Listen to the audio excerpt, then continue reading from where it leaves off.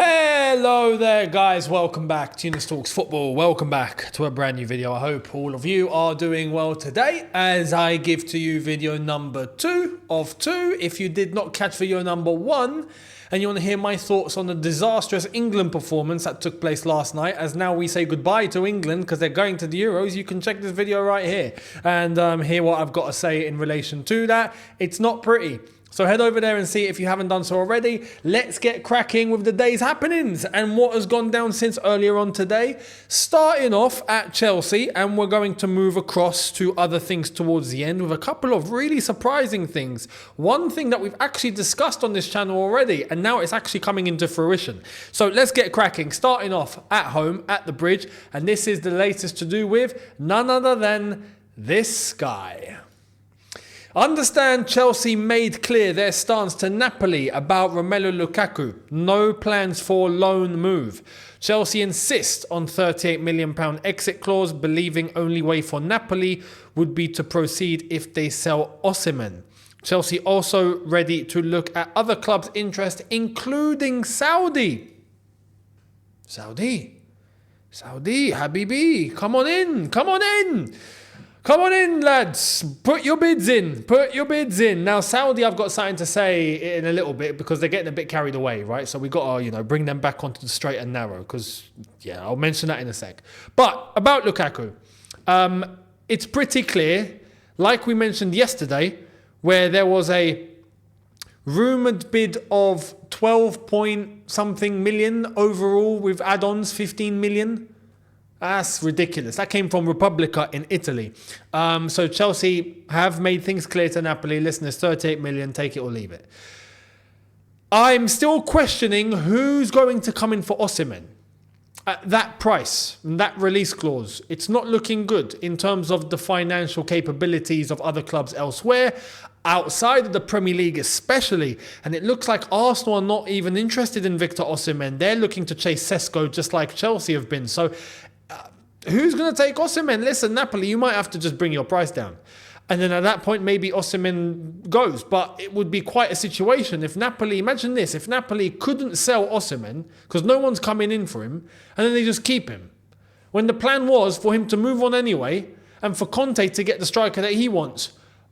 It would be crazy if it couldn't happen because their fee is just too high. And this is the way that it honestly is starting to look like with the football world now. It does honestly look like everyone's limited. Maybe except Real Madrid.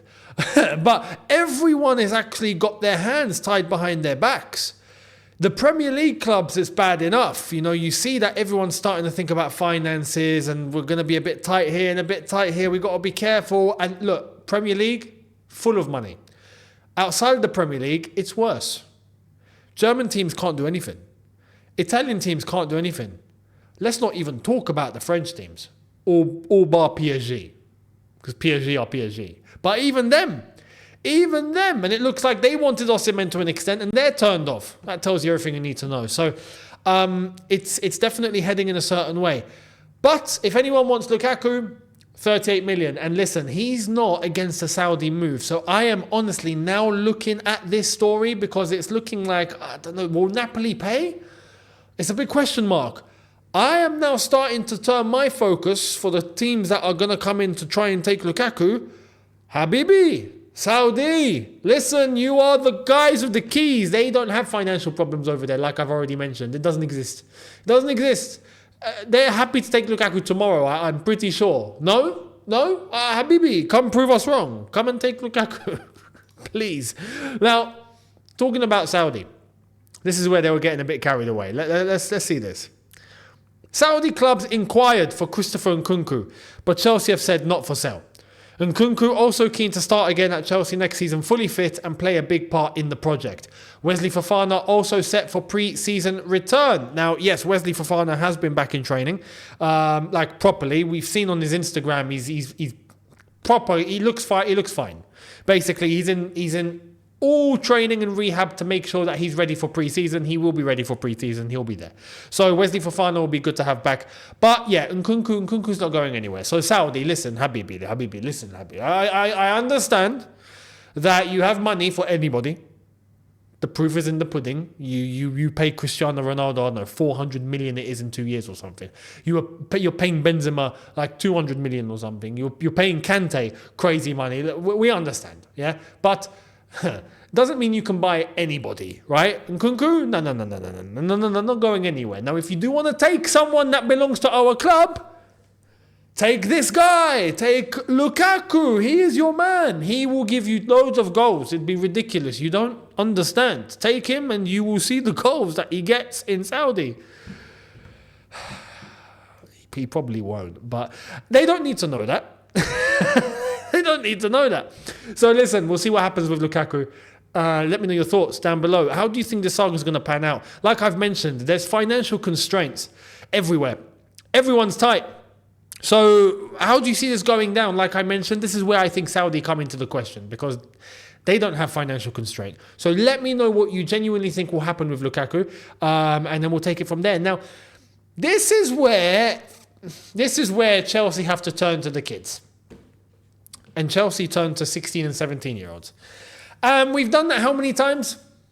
Yeah, countless times. Well, guess what? What, did you expect any different? Of course we're doing it again. Here it is. This has come from Matteo Moretto, right? And has quoted Relevo as well, that says, and I'm about to translate this bad boy to you, Chelsea are very close to the signing of Pedro Lima. Yes, Pedro Lima. Plays as a right back, right? And plays for Sport. Is it Recife or Recife or Recife? I think it's Recife. I don't know how to pronounce it.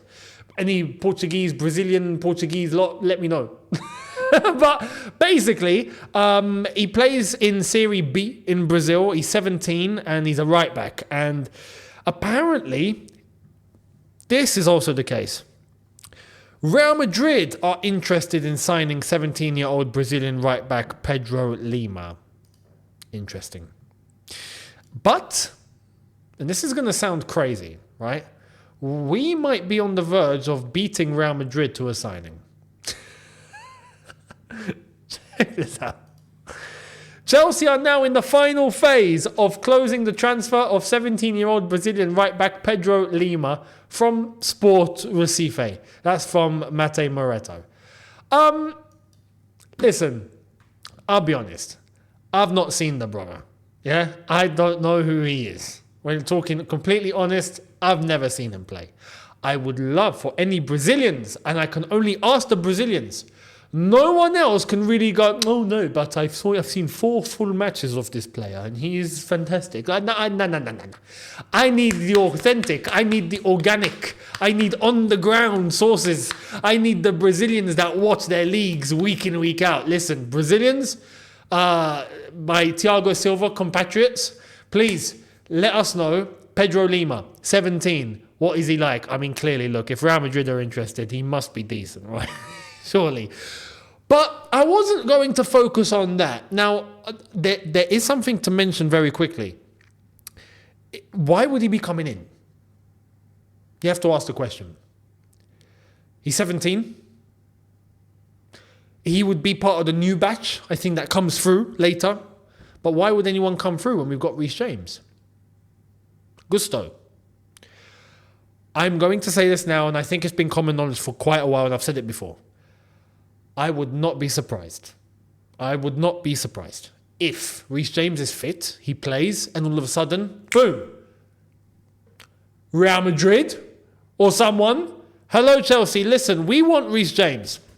And Chelsea go, oh, this could be interesting. Pure profit, guys. This is the pure profit. This is like the astronomical pure profit we're going to get. This is Reece James, fully fledged England international, Chelsea senior. He's seen as a senior player now, even though he's still young.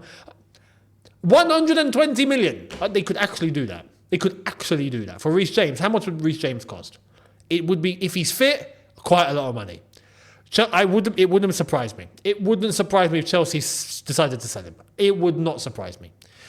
But for Chelsea, they'd look and go, it's fine, don't worry, we've got Pedro Lima. He's the kid that's going to take it, it's fine. Now, why? Why? What is this? Well, Relevo, the ones that I've spoken about, Pedro Lima, have also said this about Chelsea's model.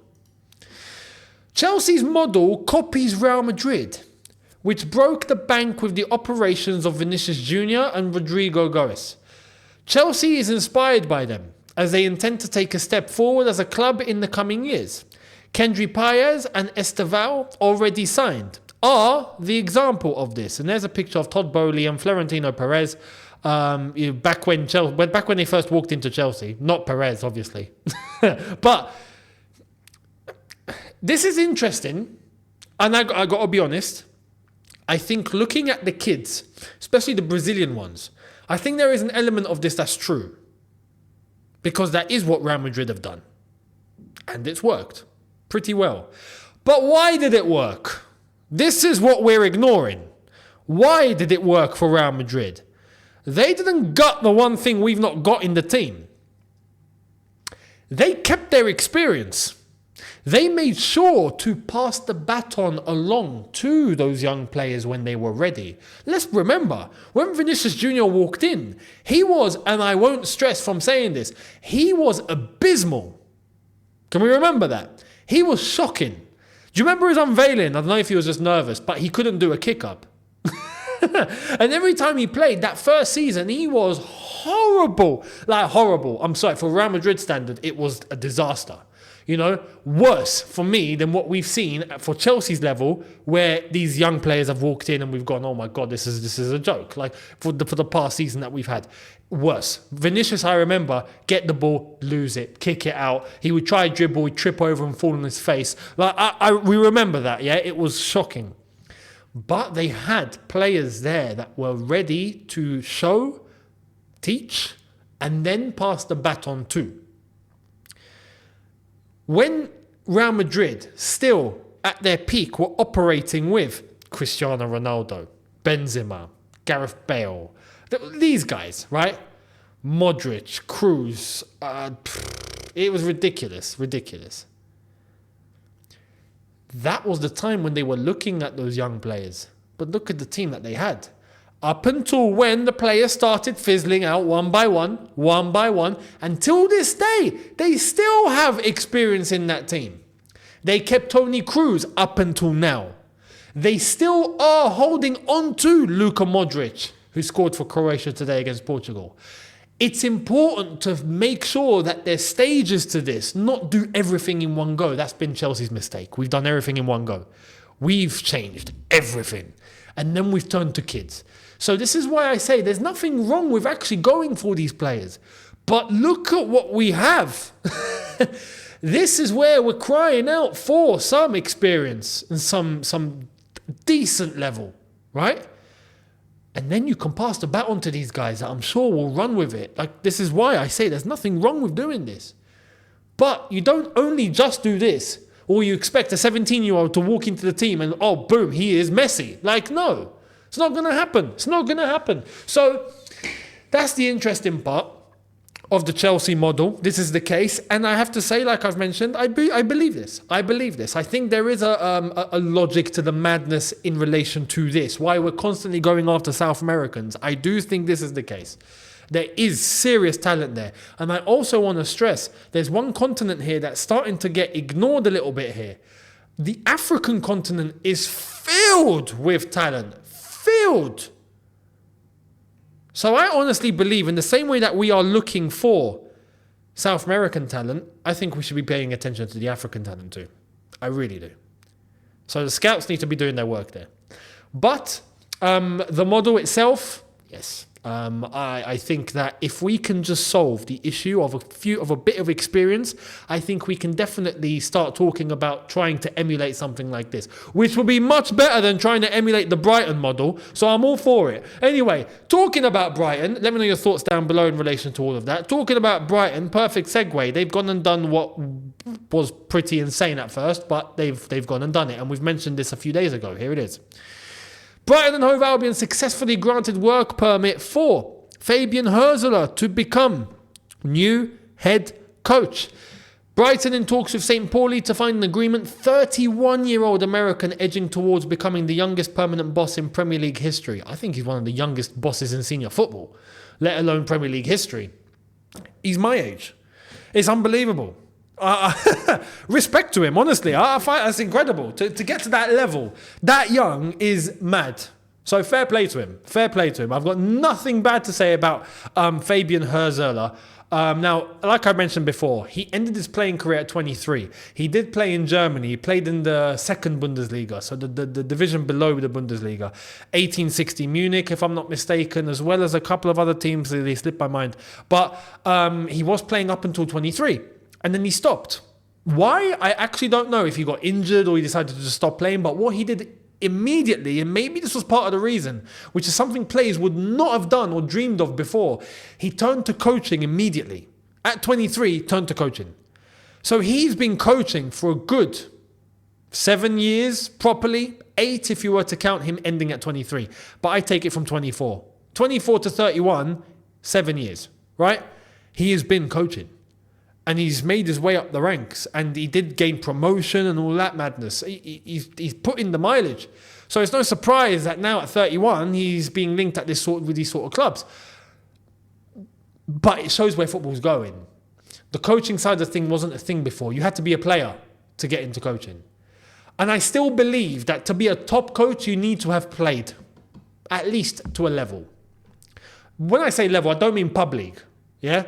I mean that you've played third division, second division, first division even in some places, like in order to understand the dynamic as a footballer, in order to get into coaching.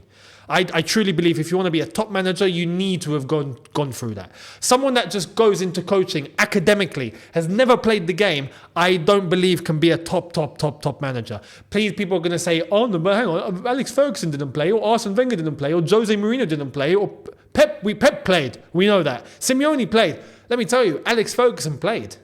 Wenger played, was a big centre-back.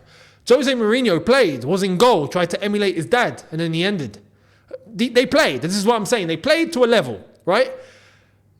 So he's played to a level. There's nothing that's stopping him from becoming a big manager, and he's young. He's got all the time in the world. 31 years old. He's got all the time in the world. Technically, as a manager, he's got, if he wants, 30 years, 35 years in the industry. Starting now, if he wants to coach until he's 65. 35 years left. That's ridiculous. That is a lifetime, man. That's stupid. That's more than what he's already lived. It's incredible. It's incredible stuff. But for Brighton, this is okay. For Brighton, this is fine. Not a problem. That's, for Brighton's level, that's expected. And when top teams, right, like a Chelsea or someone come in and go, yeah, you know what, let's take this case. That's where you go, no, hold the phone. Now this manager is going to have a chance to prove himself at Brighton. Let's see how he does at Brighton. I actually wish him luck. Not for Brighton, but for him.